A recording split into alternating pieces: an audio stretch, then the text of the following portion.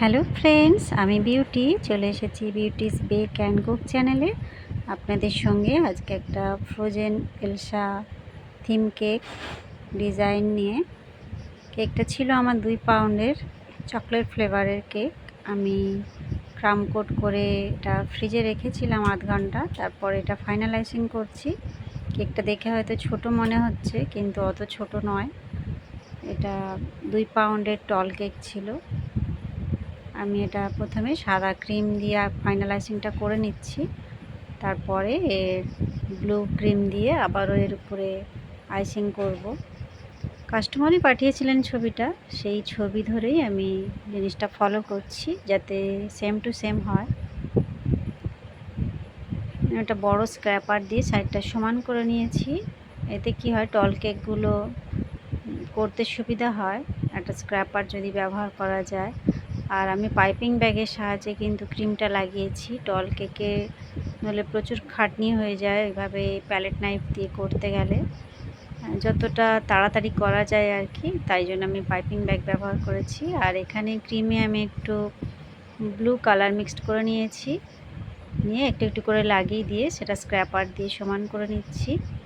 পুরো কেকটা আমার ব্লু হবে না, জাস্ট হোয়াইট অ্যান্ড ব্লু এর কম্বিনেশানে থাকবে। এইরকমই ছিল ছবিটায়, হালকা হালকা একটা ব্লু ভাব থাকবে আর কি। কেকটা কিন্তু দেখতে দারুণ সুন্দর হয়েছিল। আমি পরে দেখলাম ক্যামেরায় অত ভালো আসেনি। যাই হোক, নিজেরা ট্রাই করবেন, বুঝতে পারবেন কতটা ফল পাচ্ছেন।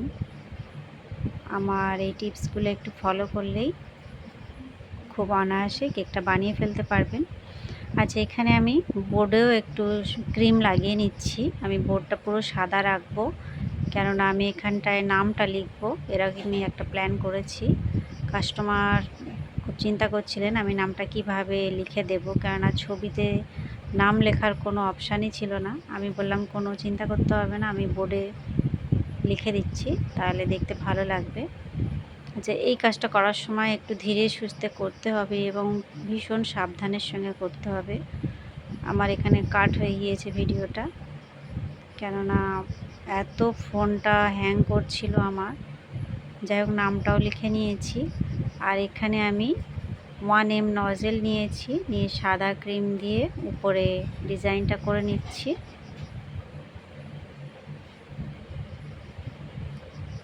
জাস্ট প্রেস করে তুলে নিয়েছি এই ফুলগুলো। আর এই যে ফটোটা, এটা আমি গুগল থেকে সার্চ করে প্রিন্ট আউট করিয়ে এনেছিলাম।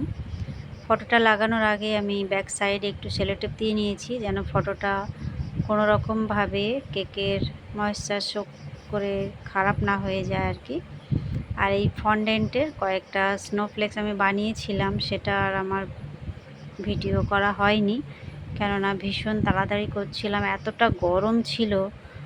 আমি কেকটা যখন বানাচ্ছিলাম প্রচণ্ড গরম ছিল। আমি ভাবছিলাম কিভাবে আমি কেকটা সেট করব, যার জন্য ফন্ডেন্টের কাজগুলো আমি আর ভিডিও করিনি। জাস্ট আমি একটা কাটার দিয়ে কেটে নিয়েছি, নিয়ে যেভাবে স্নোফ্লেক্সগুলো থাকে আর কি সাইডটা, সেটা টুথপিক দিয়ে আস্তে আস্তে কাটিং করে নিয়েছি। নেক্সট টাইম যদি আমি আবার বানাই, নিশ্চয়ই আপনাদের সঙ্গে এটা শেয়ার করব।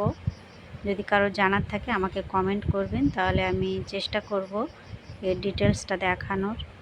আচ্ছা, একে একে যেখানে যেখানে প্রয়োজন মনে হয়েছে বসিয়ে দিলাম। আর এই যে হোয়াইট পার্ল, এটা হচ্ছে মিডিয়াম সাইজ, বলবো না, 0 থেকে একটু বড়, জাস্ট বিভিন্ন সাইজের তো হয় এইসব বলগুলো, সেই রকম আর কি, যেখানে যেরকম প্রয়োজন সেইভাবে আমি দিয়ে দিচ্ছি। আমি যখন কাজ করছিলাম তখনও এত গরম ছিল, আমার ভয় লাগছিল যে ফন্ডেন্টগুলো স্লিপ করে যাবে কি না, কেননা এই কাজ করতে গেলে এসি রুমের দরকার হয়, আর সেটা আমার নেই, যার জন্য একটু সমস্যার মুখোমুখি আমাকে হতে হয়েছে। আচ্ছা, উপরেও সুগার বল দিয়ে দিলাম। এগুলো সবই হোয়াইট পার্ল আর কি। আমার কাছে ব্লু পার্ল ছিল না, আমি সেটা কাস্টমারকে বলেছিলাম যে ব্লু নেই আমার কাছে, তবে আমি ম্যানেজ তো করতেই হবে না, যেহেতু কাস্টমার একটা ছবি দিয়ে বলেছেন আমার এই রকম চাই। আমি সেটা কিভাবে ম্যানেজ করলাম সেটা নিশ্চয়ই আপনাদের সঙ্গে শেয়ার করব। আমি এগুলো 0 সাইজের পার্ল ছড়িয়ে ছিটিয়ে একটু দিলাম। যাতে আরেকটু দেখতে ভালো লাগে। এরকমভাবে দিলে সুন্দর লাগে দেখতে। এই যে আমি ব্লু ক্রিম নিয়েছি আর পাইপিং ব্যাগটা একদম ছোট করে কেটে নিয়ে জাস্ট ছোট্ট ছোট্ট করে ডট দিচ্ছি, যেন জিনিসটা হুবহু একই লাগে।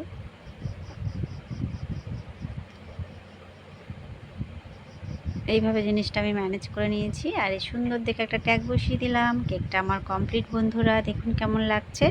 ভালো লাগলে বা একটু হেল্পফুল মনে হলে অবশ্যই একটা লাইক করবেন, আমার চ্যানেলের সঙ্গে থাকবেন। আমি ডেইলি নতুন নতুন ভিডিও নিয়ে আপনাদের সামনে আসি এবং টিপস এবং ট্রিক্সের সঙ্গে। দেখা হবে নেক্সট নতুন ভিডিও নিয়ে। Bye bye.